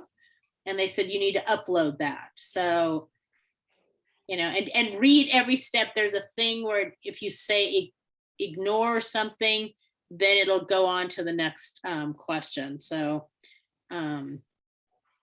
it's kind of frustrating, but once it's done, and you're good to go. And you don't have to upload any of the tests. That's done automatically. As soon as they get the results, you get an email saying we have your results, and it's automatically put on that cleared 4, and then it's good for the whole 7 days. And then as of March 1st, if you're vaccinated and such, then it'll be automatic that the testing part will be cleared. Okay. So I know. Question. I never got, and I don't think I need an ID because I'm just sort of taking a one-off class, but I might be wanting to take other classes too. And, because when you enroll and you do all this online, I don't know if Cheryl's probably in the same boat, but if you ever want to go on campus or you need an ID to do so, you'll have to go to admissions and records to get an ID. So they have to do that anyway, but yet you can't get on campus unless you. Right. Well, right now you can't get on campus without an ID. Before you could, but right now you need your ID as part of the check-in to get your wristband. Everybody gets a wristband that's on campus every day to go to class. So that seems kind of involved. I think I'll stick with Zoom. Yeah, it's very involved. I mean, like I said, I went on yesterday. I drove up and the guy goes, yes. And I was like, I'm checking in. He goes, you need to park your car and come back. I'm like, oh my gosh, they don't even leave you in your car. And there was hardly anybody there yesterday, and all I could think of is, okay, I need to be here at least an hour beforehand, because you battle the parking and then you got to walk all the way back to, there's 5 stations, but they did say, we got an email that they're going to have more stations to make it better. So that, especially, because parking's tough at the college, and even with half the campus not back on campus, it's still hard because all the employees that are there, 12 months, they've been there for, they came back a while ago. So mornings are worse than the afternoons. So I'm hoping the afternoons won't be so bad for us. But they said the mornings, they told everybody if you could carpool, that would be good. And I thought, oh my gosh, that's why Cameron, I said, if you've got an 8 o'clock class, I go as early as possible, because I don't know how long it's going to take. So They probably won't keep doing that. At the high school, they were having them do that with this iPass, and then it became so chaotic, and it took them like so long. Then they did an individual, then you do your self check-in. I think within weeks they're going to realize it is so cumbersome, and kids are going to need to be there an hour early, and that's not always feasible. right. They're just going to give up on it. Well, and you guys, what's really sad, I work for the school district, and we have to do our crisis go every morning. Right, yeah. So I decided to mess around a little bit. So I stopped doing it. For 2 days in a row, nobody said a word, and nobody ever looks. They have a report they read. So, I asked that same question at the college. Don't you guys get a report? And they're like, well, probably, but make sure you have it on your phone as we check in. But yeah, Lydia, that, when we were first there, they were scanning those, but nobody scans those anymore. Nobody comes up and does that, because it was very time consuming. So we'll see. I mean, I'm like I said, I'm hoping, and I'm very optimistic. I hope I'm not overly optimistic. I'm thinking that things are going to get much better, and that, they'll be able to ease back on some of this stuff too, that they're not going to have to be so, checking everybody every single day in, that if, you were good on Monday, you're probably going to be fine coming on campus, as long as you're doing the check-in like they want, and that they've got a report to read, that there's somebody reading those reports. So honestly, the best thing that you have going for you is the Earl Warren. Like, honestly, probably won't be going on campus, but you see, for normal people to get tested, and I got tested over at Decker's or at Direct Relief.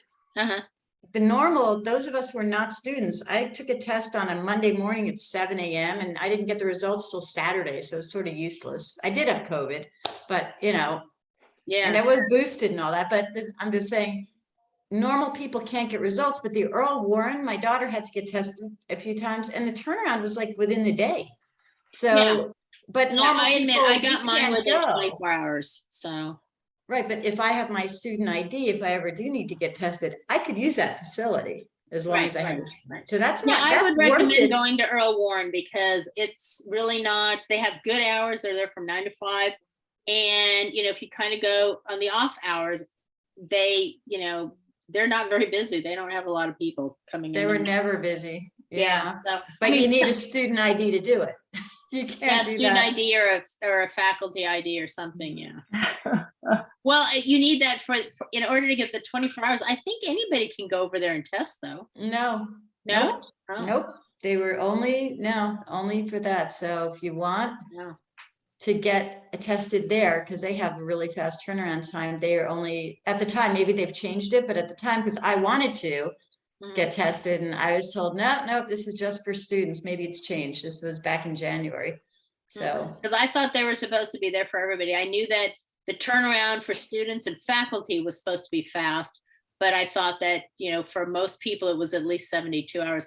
My daughter and her roommate and the two girls, my granddaughter and the roommate's child, all had to get tested, because the preschool my granddaughter's at, somebody tested positive. They shut the school and told everybody to get tested, and they didn't get a result. And they went to, and this was in Nevada, and they had to go to the district, the health district, and it took 72 hours. And they said it's 72 hours for anybody. And I went, oh, not if you're a teacher, not if you're a student. And I told her, I said, doesn't your university, because she's going to school, test? She goes, no, they're sending us all to the health district. So they didn't have to wait long to get tested, but they had to wait a while to get the results. So right, yeah. By then it's useless. So. Well, they got it on a Saturday. I guess they closed the school on a Wednesday, and they got tested. Well, actually, I take it back. They got tested on a Friday and got the results on Sunday. So it was only 2 days. And everybody had to quarantine for 5 days, no matter what. So they were still doing the 5-day quarantine up there. But they dropped the mandate like that. The governor, they say numbers are down, and the next day he's dropping the mask mandate. I was like, oh my gosh, So, but they still have to wear masks at school and at the university, so. Anyway, all right, gut dann ich sehe euch nächste Woche und dann die on Zoom, wir sehen euch auch nächste Woche on campus at Santa Barbara City College in our classroom, okay? All right, schönes Wochenende, tschüss. Danke. Tschüss. Wiedersehen.